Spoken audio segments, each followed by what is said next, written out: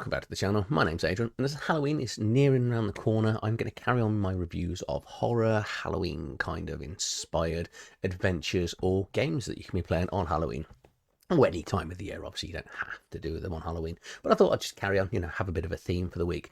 So today, it's another Shadowdark module, but this is called the Fishmonger's Secret. It's a first to third level adventure. I think it'll probably take... You're not going to do this on a one-shot, so you're not going to be able to do it on Halloween, but obviously you could start it on Halloween. And, well, basically, Fishmonger's Secret, so there's something sinister going on. It's actually, the good thing about it is just a coastal town, so it could happen anywhere. I don't think you need to be too coastal, but you need to be near the coast. But, long story short, the mayor's son is having a celebration for his coming of age, 20th birthday, and the fireworks go off and the sun has disappeared. Yeah, this is your, not quite, but standard find and recover and rescue mission. But before we get into that, there's obviously dark, sinister stuff going on, hence the reason it's in one of the Halloween sort of reviews. So before we go into that, where can you pick it up? So it's currently available on TTRPG, only PDF currently, but print on demand is coming. As you can see, I've got one over my shoulder here. Comes in at £7.51. So that's probably, I don't know, what's about $11 US, somewhere on there. It's a 60-page booklet. It says the adventure tease, so the seaside town, has been brought to his knees as the mayor's son has vanished at his coming-of-age celebration. In the morning, 2 guards have gone missing, and he comes into the inn and he asks for adventurers. Can anyone go find my son? We've got some leads. You'll then get some rumours. That's the plot. So we've got a 60-page PDF, 13 pieces of art, a special doom track, so the longer the players take, the harder the final battle is going to be. Suggested outcomes for lawful and chaotic choices, new monsters, monster variants and magic items, expanded carousing rules. And the one thing I will say before we get into the adventure is the fact that it's a very open plan dungeon, that the players can pretty much, within reason, go where they want, and there's different avenues to the end.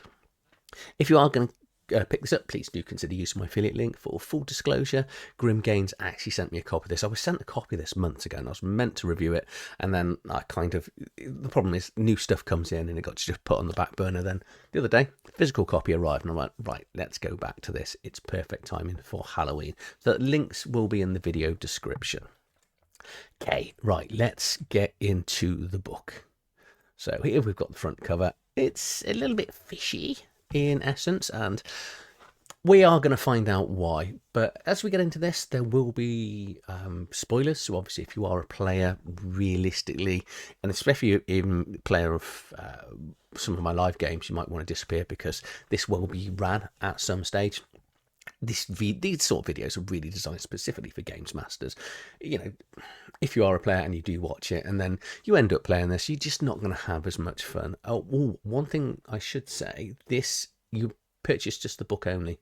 There are no maps available for it. So yeah, be warned, you'll have to do a little bit of additional work as a games master. But I think it's worth it for the story, and I'll show you as we get in. So here's some of the inside art here. And as you can see, we've got some deep ones. So we're straight in Cthulhu-esque elder gods, ancient god secret, which obviously is going to come out a little bit spoiling the title. But going in, I like the fact that that is sort of hidden. But once you're in, you know what's going on.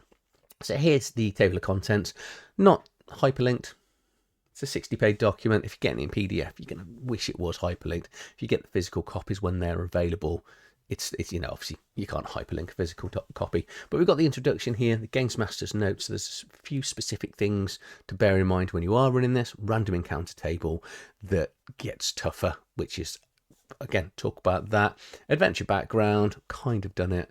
There's a rumours table. And then we've got 13 unique areas that are, some of them are small, some of them are quite large with different outcomes.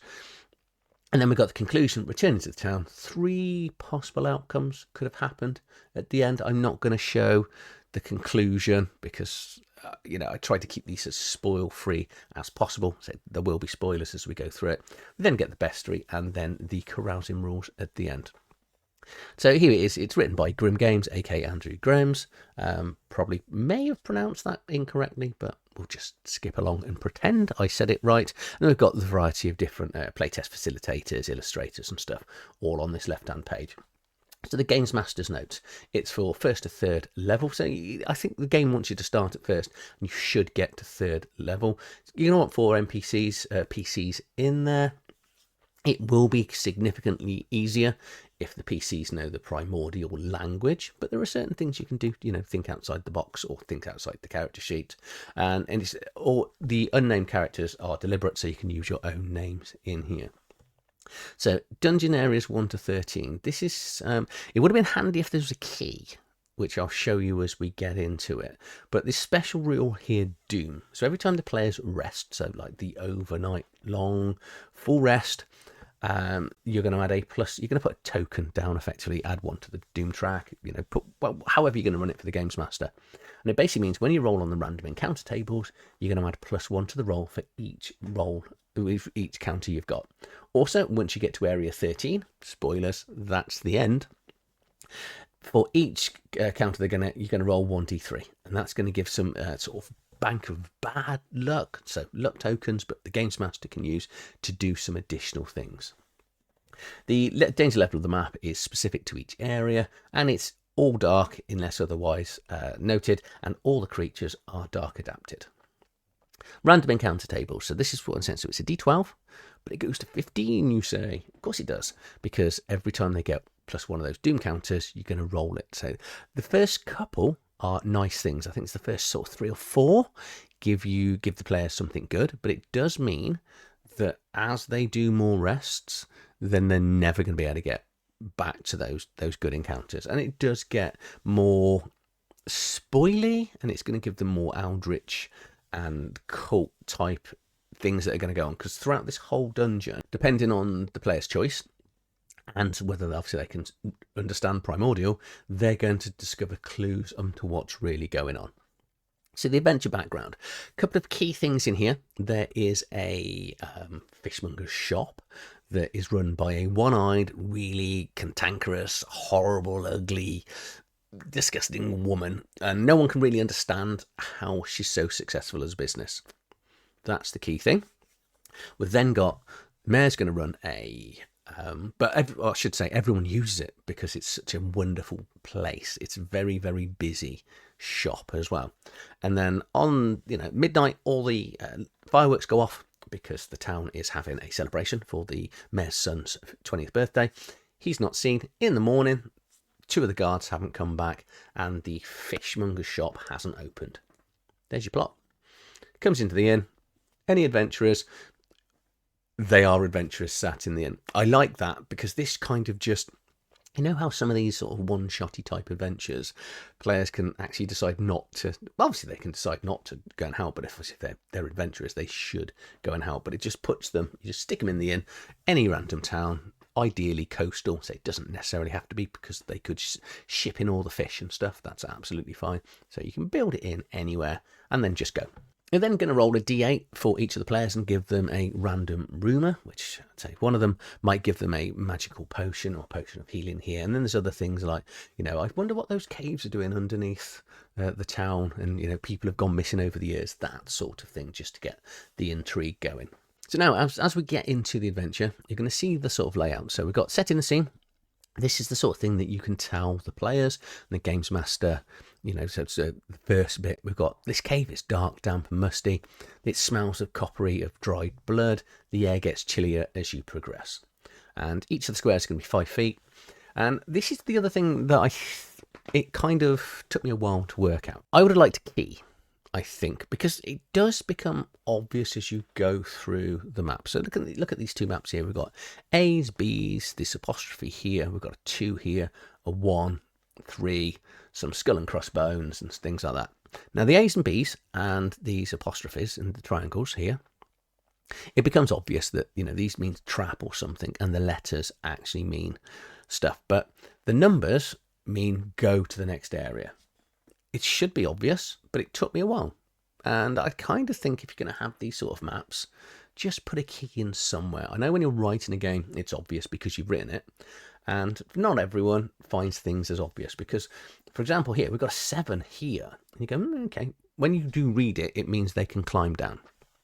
Because if they go in, they're going to discover a net and a net trap that's been sprung. They're going to find the dead body of the guard. And they're going to go through. Obviously, you're going to be rolling random encounters, and then they're going to get to this bridge. As they travel across the bridge, there is sort of rusted spikes and things like that. They're in there. And it does say that if they wake up the stingbats and make too much noise, they're going to get attacked by stingbats. Crossing the bridge is a little bit, it's smooth stone. There's no railings, as you can see from this image here. There is a sword lay there. And if they fall off the bridge, it says take a D4 damage. Sorry, 4d6 damage. Just say they die. Because they're level 1, I suppose level 2, level 3 characters potentially, but this is the second room, so it could that could pretty much end people very, very quickly. But you can climb down to area 7, so that's the key thing here. So this is what these numbers mean. So these will just jump you through to different areas. So get to the end of the bridge, we go to 3, climb down, you get to 7. Okay, so you're going to be jumping around because this again, this is the bit that confused me. When I got to area 3, I couldn't quite work out where I went backwards because A is like a secret rock slide illusion, and I was thinking, do we come on? But 2 here takes us back to area 2. Then we can go to area 6, 9, 4, and 2 entrance into 5. A variety of other stuff's going in on within this collapsed temple. So once you've got that, it's simple enough. It just took me a while to work it out of exactly what was going on. So just put a key, because not everyone is as switched on as when you're writing things. So a few things that go on in here. We've got some investigation, some stone tablets, and there's some people digging. And the more time they spend in areas, the more things they're going to discover by looking at the stone tablets. And, you know, if they spend more time digging to discover other stuff. But it is, you know, just talk about primordial is the language that's going to be around. At this moment in time, they're still not discovering too much. So once they read the stone tablets, if they can, this is where they will discover a little bit more information here about the Deep Ones. This was a Deep One base from a millennia ago. And the players are going to start to discover and realise what is going on under here. If they ever go to Area 4, then they will find a ledger, and the ledger again it details the purchase and sales of the Fishmonger, but more importantly the building of a temple, because if they go to area 5 it's all collapsed and it looks like it could have been here we got the lost library that they can't really get into, but there's more tomes and books in here to go and discover more things. Area 6 is the Dome Shrine, and this is where they can carry on to Area 8, go back to 3, or there is a little bit of a puzzle here, which says, only the blood of the chosen may gain entry, the unworthy shall feed my children, which will take them down to Area 12, which is pretty much the end, because obviously 13, well not obviously, but 13 is the last area encounter. So if they can work out that puzzle, if they don't, things are bad. If they work it out, they may be able to sort of bypass. So Area 7, this is where they climb down from under the bridge or fall down and survive, potentially, after 4d6 damage. Yeah, you could, if you're going in and out quite regularly. Actually, it does make it quite good, because as you go round, you can get back to town if you do need to go and get more magic items and things like that in the town. But there's quite a bit of treasure here because of, people falling down and a load of bones that are at the bottom. There is an outcast that they can discover, and you're going to roll a d6 to work out where they are for the players. And then we've just got this outcast here, also speaks common and primordial. They may or may not be able to make friends with this to actually, again, gather more information. But he's been wandering around on his own for thousands of years, well, hundreds of years. Fish in a barrel is quite a cool little area, because we've got these, I think this is probably the first area, unless you get random encounters, they're actually going to discover deep ones. Well, obviously, depending on which way they go around. And these have got these cool harpoons that are on chains that are firing them. So there's lots of stuff thought out, and it is one of the ways to get to the final room here. You can see at the top of the map as well. Then get to this waterway, that's climbing down into from the center of that room 8 in there as well. We've got more signs of danger, and if they go to 10, this is where it goes a little bit strange. There's a roper in this Area 9, and somewhere throughout that I haven't told you where it was, because I don't want to spoil it, there's a baby one. And if they find the baby one and reunite it, they will make friends with the roper. Eventually, they're going to get to Area 10. Well, possibly they might end up in Area 10. This is one of the more interesting but weird areas, because it's going to take a lot of risk to do this, because you can see they're going to stand on this platform, they're going to come up these stairs, get onto a platform, and then it's just an open chasm. It's just a void. If they spend a little bit of time there, they're going to see some spears on the floors, then more spears are going to start being thrown at them. And in the distance, so almost at the limit of the torch, they're going to see a monolith. Now, they may make a move for the monolith. They'll have to climb down and sort of go across. But this monolith has got its own gravitational pull, and it's actually pulling the sort of light and things towards them. So if they throw a rope over, that rope is going to have gravitational pull. And if they hold on to it, they're going to be pulled straight on to Area 11. That's pretty much the only way they're going to get across that chasm. But once they're in Area 11, it's a very abstract area. They're going to go into this Idol's Heart, which is a floating pocket dimension where all the physical stats become the mental stats. So all of those players that have got high physical stats might struggle in here. The good thing is, if they die, they don't really die in this area, but they are thrown back into town. They become a Doomslayer, and their character becomes an NPC and not playable because of the madness. So they don't die, but they just can't play that character anymore. So I'd say it's quite a hard place to get to, because this is the bit that is causing really all the corruption and everything that's going on in there. And they will get a choice whether they can do the evil path, join the cult, or do the good path. And if they go with the good, they will be spat out straight into Area 13 for the big boss battle. So when we picked up that one from Area 6, will just take us to the temple construction site. So this is full of deep ones, and deep ones are just going to attack on sight once they get to that. And then finally, we're going to get to Area 13, which is right on top of the monolith. So let's say that idol will either throw them up there, or they're going to come up either from Area 12 or Area 8 via rope bridges and stuff that will just either bring them across to it, or they're going to come up some stairs and stuff. So they will then find out really what's going on. I'm not going to tell you how it works. I'm just going to skip past the end as well. So there's 3 different unique endings. Probably have different ones as well. It's really up to the players. Well, a lot of it's going to depend on that choice from the idol.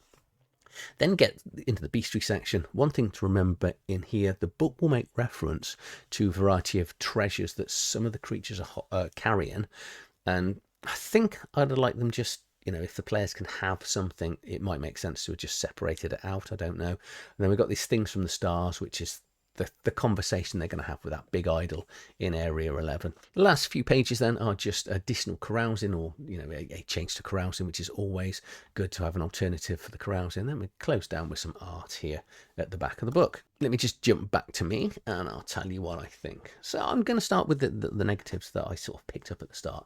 No hyperlinking if you pick off the PDF. Not massive if you're getting physical copies. Slightly frustrating if you're trying to run an adventure through the PDF. No maps. I think no maps is, if you're asking someone to spend sort of £9, $12 something like that, I think maps should be mandatory, because as you can see, some of those maps were quite detailed. So you're going to want Games Master maps, and you're going to want player facing maps, because not everyone, well, I think you'll just sell more, to be honest, because if you've got, BTT maps or printable maps at least, you can actually hand them out to players. You can play it, people can play it over Foundry, Roll20, whatever version of the VTT they want. You're just going to open up more sales, because if you just pick up the book and you're playing Theatre of the Mind, or, old school, where we used to do it, where the players would draw a map, you describe where you're going and the players would draw. But one of the things that you have with Shadowdark, well, it depends how strict people are on the movement, is sometimes because you're running off gridded areas because of movement. If you do it abstract, again, Theatre of the Mind, this doesn't matter. But if you want it all gridded out properly, you're going to want the maps.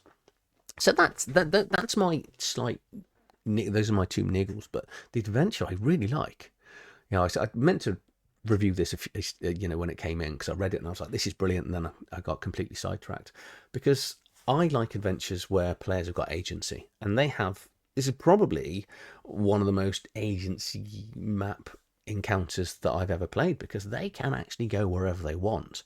They can actually get to the end battle very, very quickly if they work out a couple of puzzles and just get on with it. They might be in for a hiding, theoretically.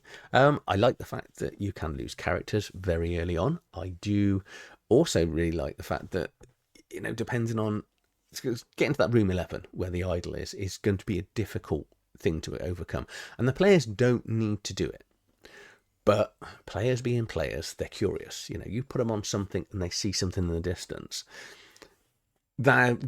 My players, I know, will always go for it, because I think there's going to be certain players that will run this dungeon, will play in this dungeon, and not get the best or the most out of it.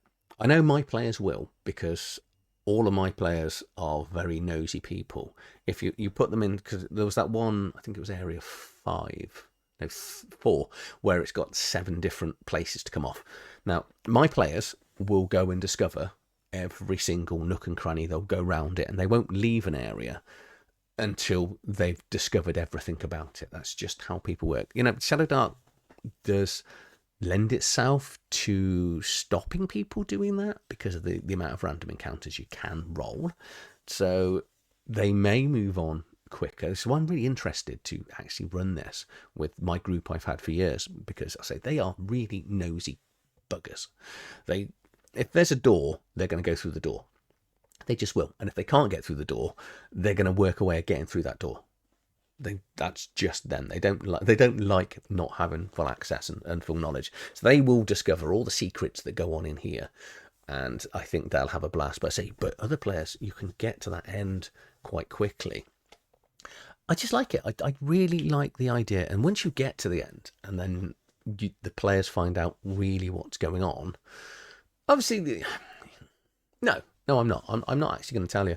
And it's really, I like the fact that it's open. And even if you read this and you go, do you know what, I don't want that plot twist there, I want it something different, run it as you want. It's a really good and well designed dungeon. Oh yeah, get a key. Honestly, you know, if you we shouldn't have to work as a games master. The reason I'm buying a module is because you've done all the work, and I just want to be able to pick up the module and just take it somewhere and play it. So yeah, keys, maps, and hyperlinked for PDF players, I think are the 3 things I'd want. But say adventure-wise, it's great. I don't mind there's no named NPCs. You can call them whatever you want, and because of that, you can put it into any existing town. You could even, if you wanted to, you know, input this in, even if that's sort of 2nd or 3rd level, or even higher, you can just substitute some of the creatures out. There's plenty of creatures in the core rule book for Shadowdark. You can just up the level of things towards the end, you know, number of creatures and stuff like that, because I like things where you can just input it anywhere where you want. And that is why I really like the Fishmonger's Secret. It's a really good adventure. A couple of niggles, but other than that, if you're going to play it now, Halloween, whatever you want. But if you've enjoyed this video, please like, share, subscribe to the channel. If you're going to pick this up again, please do consider using my affiliate link, and I'll see you on the next one. Thanks for watching.